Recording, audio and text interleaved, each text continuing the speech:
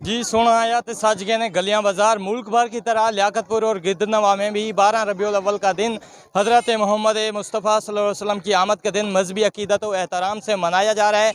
आशिकान रसूल अकरम सल्लल्लाहु अलैहि वसल्लम जो है मुख्तलिफ रैलियों की शक्ल में आ रहे हैं और काफ़िला जो है आगे बढ़ रहा है। जुलूस इस वक्त तरंडा गुरगेज में पहुंचा है। जुलूस के शुरका हमारे साथ मौजूद हैं, मजीद उनसे जानते हैं। जी बताइएगा, 12 रबीउल अव्वल का दिन है, हज़रत मोहम्मद सल्लल्लाहु अलैहि वसल्लम इस दुनिया में इस दिन तशरीफ़ लाए, क्या पैगाम देंगे उम्मत मुसलमान? अस्सलाम वालेकुम। उम्मत मुसलमान को ये पैगाम देंगे, आप सबको सबसे पहले तो जश्न ईद मिलादुन्नबी मुबारक। इस दिन हमारे प्यारे मोहम्मद रसूलुल्लाह सल्लल्लाहु अलैहि वसल्लम की तशरीफ़ आवरी है, ज़हूर का दिन है, विलादत बासादत।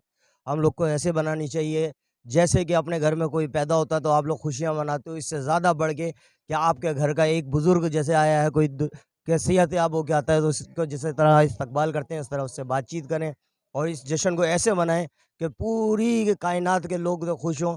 इस्लाम में ये है कि जब्राइल अलैहिस्सलाम ने खुश होते हैं और अपने तोहफ़ बाँटते हैं।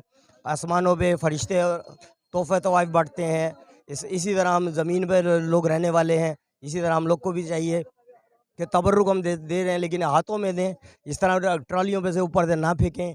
प्यार मोहब्बत से हाथों में दें ताकि तबर्रुक भी रहे।